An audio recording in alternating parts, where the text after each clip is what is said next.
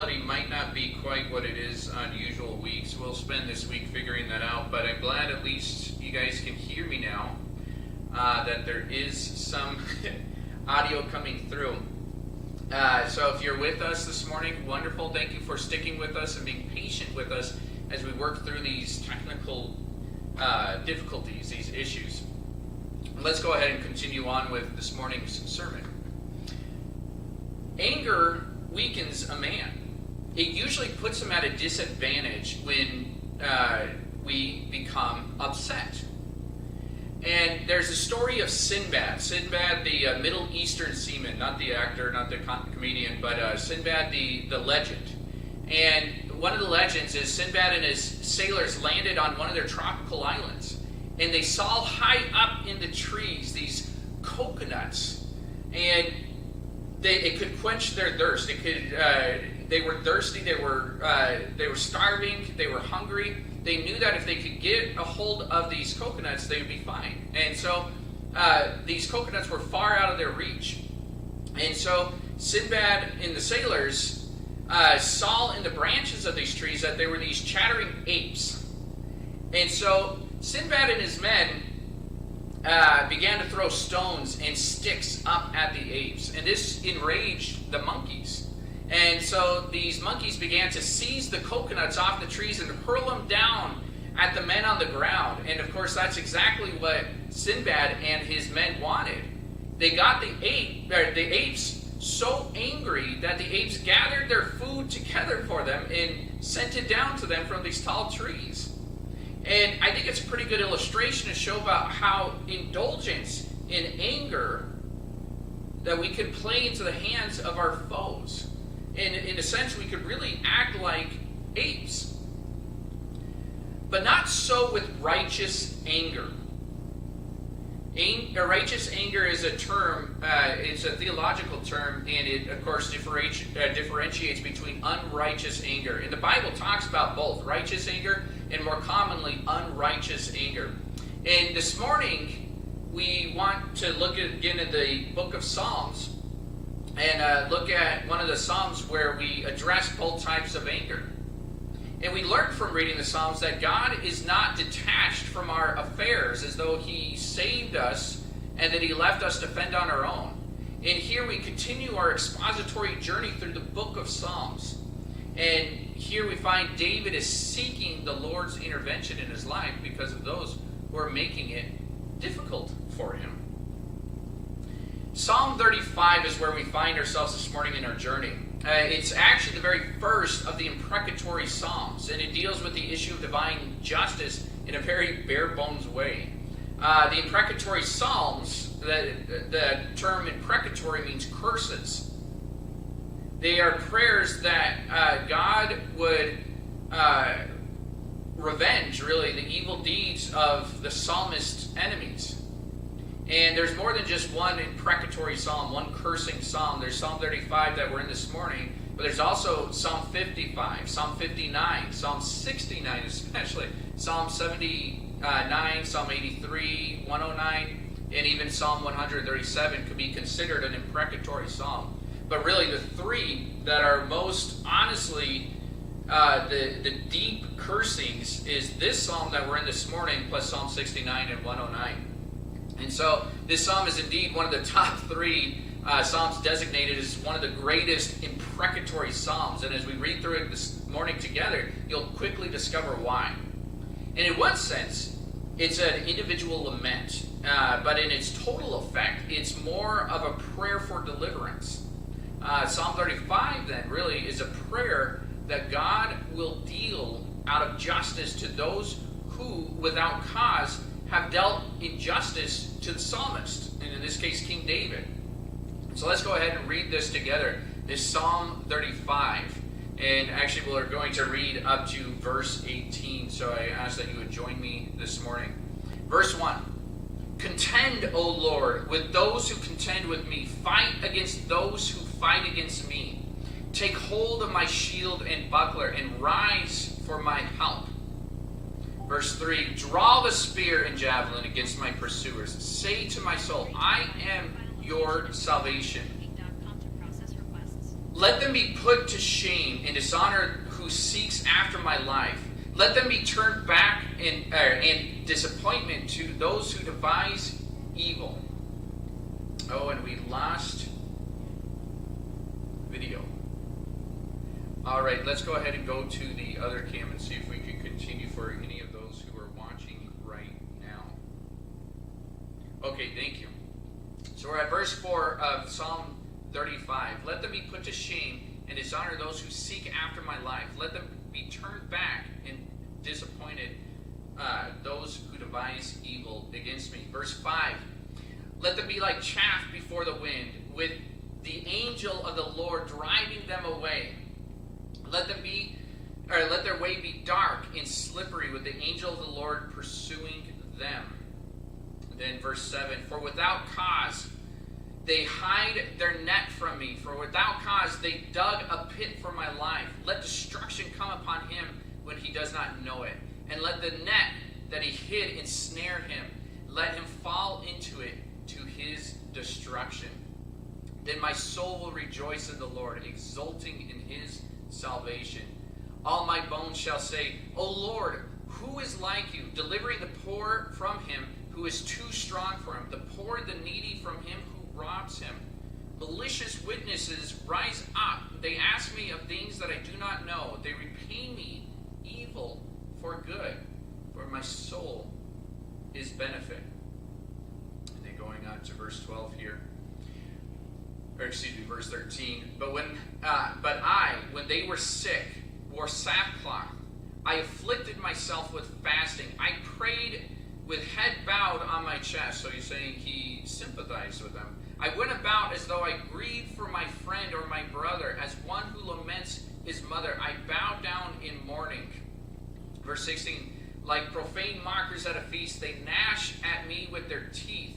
How long, O Lord, will you look on? Rescue me from their destruction, my precious life from the lions. I suppose I should make sure you guys can still hear me out there. Oh, you guys can. Wonderful. I will thank you in the great congregation, the mighty throng. I will praise you. All right, let's see. Kayla, if you could click back on the program for me. So you could see perhaps this psalm really could be titled a psalm of anger, or perhaps a song of wrath. The bold metaphors of the psalms are something shocking, and such like verses 2 and 3. King David prays that God will take up the weapons of battle and use them against his enemies. It is essentially a challenge for Yahweh to equip himself for battle. And while this is more of a metaphor than a virtual description of Yahweh's battle worthiness, its bold effects nevertheless are notable, and for some it's really disturbing.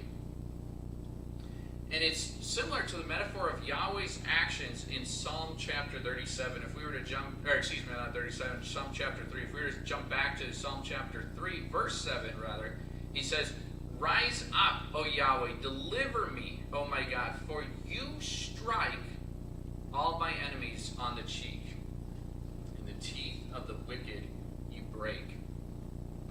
So the biggest problem of this psalm, as with any of the other imprecatory psalms really for Christians and Jews alike, is how to reconcile their vengeful nature against the commandment to love God and to love others, and to love one's neighbor even as oneself. And really this is in the Levitical law, and the Levitical law in Leviticus chapter 19 had said you shall not seek vengeance.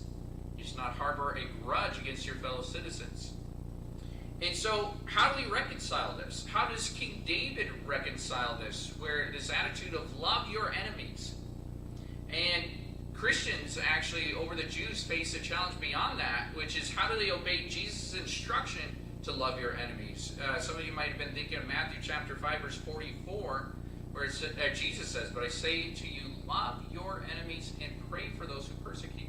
So how is it that King David could be praying really that his enemies would be cursed? And really, how could a command be lived out if it's in the spirit of these imprecatory psalms or these cursing psalms? And how's that allowed to stand as an authentic piece of biblical ethics? In other words, is it ever right before our God to pray for cursings and for the demise of our enemies? As we try to understand these perplexing poems and their caustic prayers for vengeance on the psalmist's enemies, we should not at the same time forget that divine judgment is a reality that both the Old and New Testaments take seriously. And C.S. Lewis took it very serious. In his book, Reflections on the Psalms, he pointed out that these psalms, these imprecatory psalms, remind us that there's still a place in Christian piety for a sense of righteous indignation. So what is he talking about here? Righteous anger. And so as we progress through this psalm, I want to show you how even in the imprecatory psalms and these cursings, we can find praise woven throughout it. And so for our first point this morning is the petition and praise. David starts off calling on his personal Lord to take up the fight. He says in verse 1, "Contend, O Yahweh." That is God's personal name. And really, that is a great place to start. That's the wisest thing we could do, if you think about it. Maybe we don't always know what words to say, but simply calling on the Lord should always be the very first thing that we do. And in Jude, even Michael the archangel didn't contend with Satan without really invoking God in the matter. And this is what he says, Jude verse 9. He says, "But Michael the archangel, when he argued with the devil, disputing concerning the body of Moses, did not dare to pronounce a blasphemous judgment, but said, 'The Lord rebuke you.'" And so I think it's always wise to keep the Lord really in between you and the devil. And so as we continue on, David has a demand for Yahweh. And then we see that in verse 2. He says, "Grasp buckler and shield, and rise to my aid." Okay, that sounds good. And then he goes on, verse 3, "And draw the spear and javelin to meet those who pursue me." What is David saying here? Wow, this is getting angry. And this could be an allusion to when when King Saul was attacking King David before he was king. When King Saul was attacking David by throwing spears at him. And so these spears were hurled at David by Saul when David was in his courts playing the harp and when Saul would get angry. And so too, even if our enemy isn't literally throwing spears at us, they attack us with the weapons of words and with manipulation, pointing out where we have missed the mark, seeking to pin us to the wall with accusations. But in addition to the spear of Saul and the spear of Satan, there is the spear of our Savior that he absorbed in his side when he hung on the cross and died for our sin. And so none of this is beyond Jesus. And so while this picture of Yahweh as a violent opponent may sit negatively to our sensitivities perhaps, we should remember that it's really a measured reaction against his enemies' violence. And I'm not talking about David's enemies, I'm talking about God's enemies. So is this righteous anger then?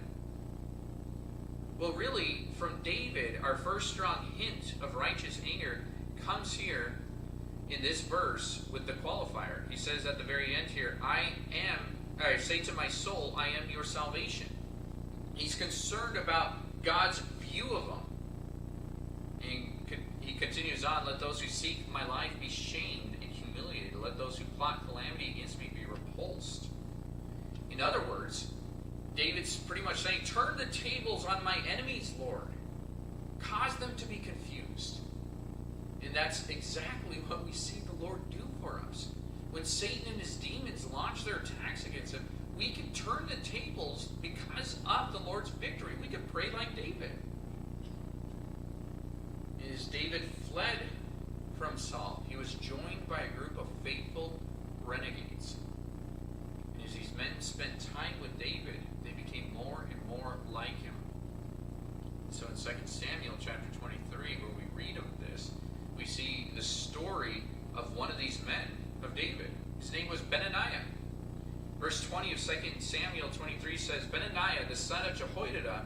the son of Ishai, was a great man of deeds from Kabzeel. He struck down 2 sons of Ariel of Moab, and he went down and killed a lion in the middle of a pit on a snowy day. He also killed a good-looking Egyptian man in whose hand was a spear.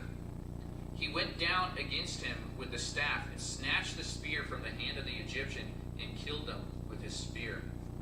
These things Benaiah, the son of Jehoiada, did, and gained a name for himself among the 3 mighty warriors. Why is this recorded for us? Well, after facing down a lion-like man and a lion itself, Benaiah slew this Egyptian with the Egyptian's own spear. And I think sometimes people can say, well, I feel attacked by my own flesh, not by the enemy himself, or by the world's system all around me. What do I do? Well, we can still do somewhat what Benaiah did, and that is go on the offensive.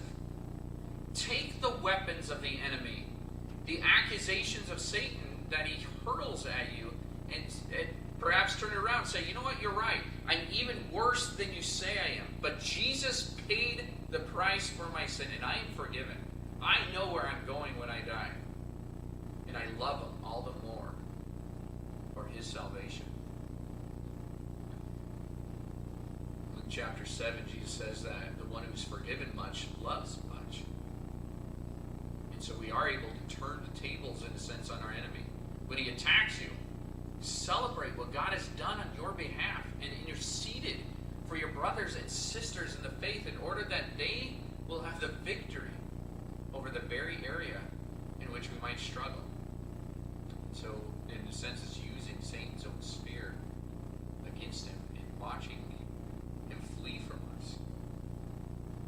Continuing on in our passage here in Psalm, verse 5, let them be like chaff, these enemies, before the wind, with the angel of Yahweh driving them. Let their way be dark and slippery, with the angel of Yahweh pursuing them. In Ephesians 6, in the New Testament, tells us when we wrestle not against flesh and blood, and therefore we are to realize that, like David here, we are fervently and constantly doing battle. But it's not just against other people, but it's against spiritual principalities and powers, and it's through prayer. So he continues on, for without cause they secretly hide the pit with their net from me. Without the cause they dug it for my life. And he continues on, let unforeseen ruin come on him, and his net that he hid, let it catch him. Let him, the enemy, fall into ruin. If we're going back to the story of, or the account, I should say, of King Saul, the days of King Saul laid traps for David. And in a very similar fashion, today, Satan lays traps for us to fall into. He has traps and snares and wants us to be brought down. But David says here, his soul shall be joyful when the enemy himself falls into these very traps. Really, it's retribution. And so this is where he says, I will rejoice in Yahweh. And here's where the first praise starts. It would rejoice in his salvation. There's a day coming very soon here where Satan will be bound for 1,000 years, during which time the peace and prosperity will fill this earth as Jesus reigns during the millennial kingdom. David continues, all my bones shall say, O Yahweh, who is like you? Who delivers the poor from the stronger than he, and the poor and needy from the one who robs him? But really here, I think he's really referring to King Saul, one of God's anointed, attacking David, a man after God's own heart. And this makes us think here, if this could be King Saul, one of God's anointed, could it be our sons or our daughters that break our hearts? Is it your neighbor, your next door neighbor causing you problems? And I've got great neighbors. It's not mine. But it could be a friend of yours, a quote-unquote friend who's mistreating you. And I think sometimes we shouldn't be so quick to come down on them with anger, but to see the power that's manipulating that person and go to war with prayer against that power. After Peter made his great confession that Jesus is the Christ, the Son of the living God, Jesus says to him, "Blessed art thou, Peter." This is in Matthew chapter 16. "For flesh and blood hath not revealed this to you, but my Father which is in heaven." And so Jesus went back on to talk about going to Jerusalem, where he'd be crucified and rise 3 days later. And so Peter stops him. He says, "Not so. Be it far from thee." And what did Jesus say? He says, "Get behind me, Satan," as he said that to Peter. Now, I don't think Jesus literally thought Peter was Satan. Rather, Jesus was talking directly to Satan, recognizing it was Satan who was manipulating and deceiving Peter. And so I think this is a great illustration that we need to see people who are bitter, small-minded, mean-spirited, as people who themselves have been victimized by the enemy. And the enemy is the enemy, not necessarily always the person. And anytime I'm fighting against flesh and blood, I'm fighting the wrong battle. Our battle isn't with people themselves, but it's against Satan and his powers.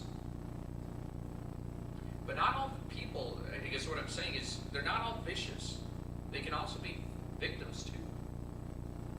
And when you see this, you can love even your enemy, as Jesus commands us to do.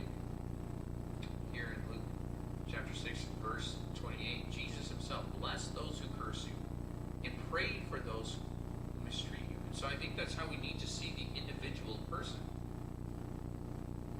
But for King David now, he moves from this prayer request to details of what he was suffering through. And so for our second point this morning, the persecution in praise.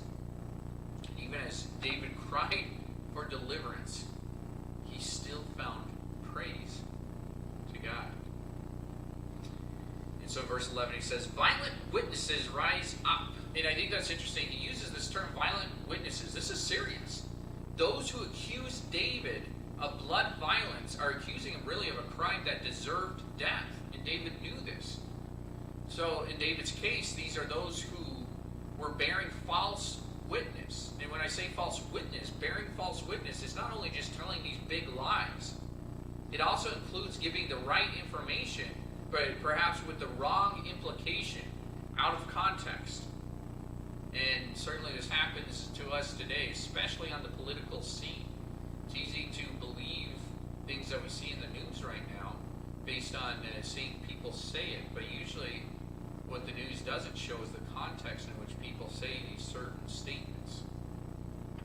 And this happens to us today, and it happened to Jesus. In Mark chapter 14, Jesus, he's saying that if you tear down this temple, I will rebuild it in 3 days. And this is what his enemies say. We heard him saying, "I will destroy this temple and make it by hands, and within 3 days I will build another not made by hands." Well, yeah, Jesus did say those words, but he wasn't talking about the physical temple. Rather, the temple of his own body that would be resurrected after 3 days. So his enemies were looking to bear false witness. So Satan is our false witness bearer. Because even though we have committed the sins of which he accuses us, he fails to acknowledge that they are forgiven through Jesus. So he continues on, verse 12. "They repay me evil in place of good. It is bereavement to my soul." And what he's saying is, this is innocence. This innocence of King David is obvious in his reminder of them repaying his evil for good. And he's done the opposite. He goes through the opposite as with sackcloth. I weakened my soul with fasting. My prayer returned to me unanswered. And so he goes on, verse 14 here. I behaved as though he were a friend or as a brother to me. David's trying to implement this ethic. I'm treating my enemy as if he were my friend. As one lamenting a mother, I was bowed down in mourning. And so this moral code really belongs in the same category as love your neighbor as yourself. And this is Old Testament. Leviticus chapter 19, verse 18. And certainly David has exceeded this eye for an eye principle by miles and institutes this ethic of love, and very close to what Jesus taught himself. And to be sure, it's unnatural for us, because by our sinful nature we tend to return to others' behavior in like kindness. Yet the position only breeds further resentment and violence when we respond just as our enemy has. And so this Old Testament ethic then extends upward from retaliation to love the Lord your God with all your heart and your neighbor as yourself. And so David's demeanor here illustrates that upper range. And the psalm then is not so much a case of wishing your enemy ill as it is a desire for righteousness and justice to prevail. And so we get a bigger picture of why this is righteous anger, even with all its necessary consequences. But at my stumbling they rejoiced and gathered together. Smiters, whom I did not know, gathered against me. They tore and did not cease. We feel David's anger. And all too often, I'm afraid, we're eager to publish our own problems, to talk about our own trials, and to call attention to our burdens. But when the answers come, we're not as eager to voice the victory that we have in Christ. And so David's eager now and moves on to praise. So this is what we see as he talks about this. My Lord, how long will you watch? Restore my life, verse 17 says, from the ravages, my only life from the young lions. And he says, I will give thanks to you in the great assembly among the mighty people. I will praise you. In other words, I will speak God's praises in the great congregation publicly, that others might grow strong in their faith, that the Father might be pleased with my testimony of praise. That's what David seems to be saying here. And I fear that most believers don't do this. In other words, when God delivers and blesses us, hardly anyone publicly acknowledges it. And we see this with prayer requests and things of the sorts. And it reminds me really of Luke chapter 17. Luke 17, when the 10 lepers cried, have mercy upon me. Jesus heals all 10 of them. But only one came back and thanked and worshiped the Lord. And so we see only 1 out of the 10, that's only 10%, made the effort, expended the energy, and publicly acknowledged that Jesus had done something wonderful with them. So we have David's request and his details of suffering that's mixed with praise. He then moves on to the subject of gloating. And the gloating goes kind of both ways, but again, David insists on his innocence before God. And so he goes on, verse 19, let not those who are wrongfully my enemies rejoice over me, nor let those who hate me without cause wink the eye. So even back then, winking the eye was a metaphor that suggests these insidious intentions. Verse 20, for they do not speak peace, but against the quiet ones of the land they plan deceitful words. And it's like they're saying, aha! That's what he says. They also made wide their mouths against me. They said, aha! Aha! Our eyes have seen it. In verse 22, he says, you have seen, O Yahweh. Do not be deaf. O Lord, do not be far from me. Wake up and rouse yourself for my right, my cause, O my God and my Lord. Lord here, vindicate me according to your righteousness. And what he's saying there is, judge me, Lord, but not according to my righteousness, but according to yours. He's praying this. And as believers, we are credited as the righteousness of God. Why? Because he who knew no sin was paid sin for us. 2 Corinthians 5:21. But now we're robed in his righteousness, just as Isaiah prophesied in chapter 61, verse 10 of Isaiah.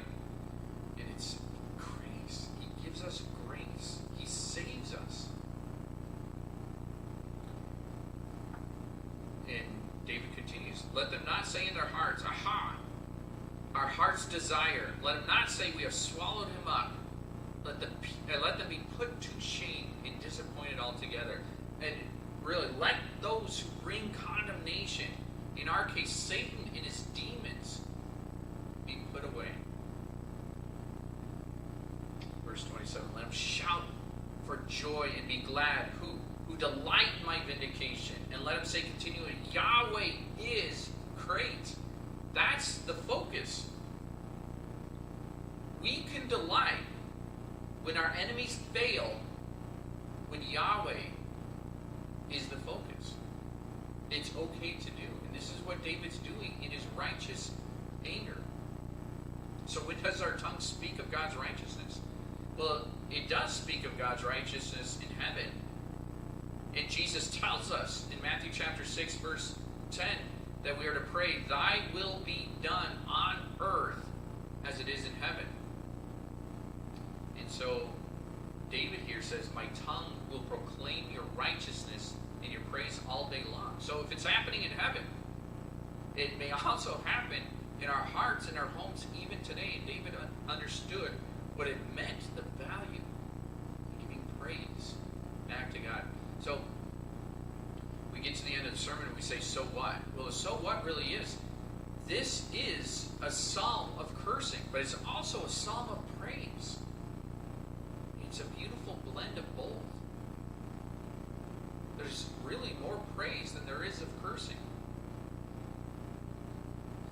And to pronounce or pray curses against anybody, it ought to arouse a resistance inside of us, mainly because Jesus has said that we should pray for our enemies and even love our enemies. But if God does not deal appropriately with injustice, how could we possibly view him as a just God? Did you ever think about that? There has to be some retributive aspect that's necessary for balanced justice. And I think our modern Western world is correct to insist on an appropriate level of punitive justice.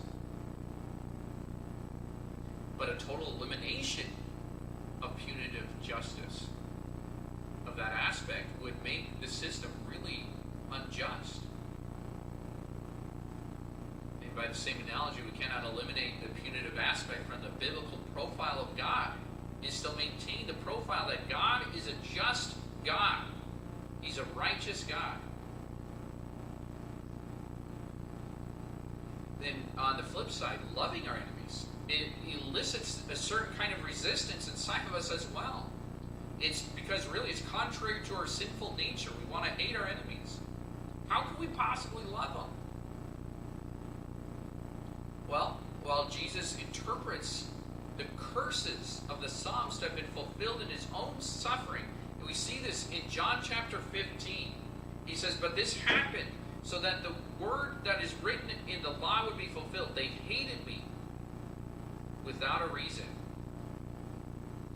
Still, nowhere in the Gospels does Jesus use an imprecation of cursing against his enemies. He both prescribes and practices a new standard of behavior toward one's enemies.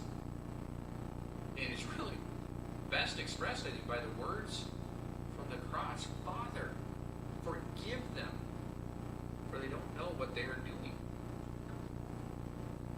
And so I think we can't leave this morning without making the distinction between interpersonal relationships on the one hand, and which we are to love our enemies and turn the other cheek. But on the other hand, the behavior of those responsible for carrying out justice in our society, of course, that would include the unjust, the evil in our society. Jesus in the Sermon on the Mount is talking about how we should live as kingdom people, not about how society should function or how governing officials should deal with crime. And certainly the government officials are not to turn the other cheek and let crime just go unchecked. But when God is carrying out his justice, his interpersonal relationships are not the focus. And so I think the first principle of justice then in the psalm the psalm gives us is that evil people may be ensnared by their own mechanisms, and that's really verses 7 and 8. But then the second principle of justice that we find is that Yahweh may initiate this punitive action, and this is really of great significance. The writers of these imprecatory psalms never take vengeance into their own hands, but they leave it in God's to fulfill Deuteronomy chapter 32, verse 35. Vengeance is mine, says the Lord. I will repay. God is the ultimate administrator of punishment in order to establish his justice. And it's significant, and it provides a perspective that helps us to understand why these particular psalms are included in the Psalter. So in conclusion, the most righteous men in the most righteous causes may expect to meet with many mighty and malicious enemies.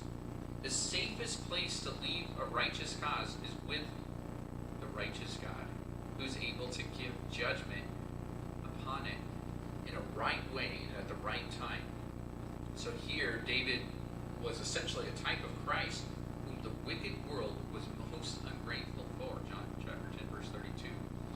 Who was slandered as no one else was ever slandered. So as we, as Christ followers, are falsely charged, also, we should remember that they also persecuted the great prophets and even our Lord himself. And really the ultimate so what is if God is our friend, it really doesn't matter who our enemies are. Let's pray. Lord, I thank you for this time in this word, and that we were able to get some audio going, that your word may be preached to the world. Lord, I pray that this would minister to us, even as an imprecatory psalm, a cursing psalm, that we would understand better through your love, your justice, your mercy on those who love you, and your wrath on those who hate you. Lord, I pray that this would not be a dividing matter among Christians, but that we would see the place and the purpose of these imprecatory psalms, especially here in Psalm chapter 35, as we glorify you, as we live out your commandments.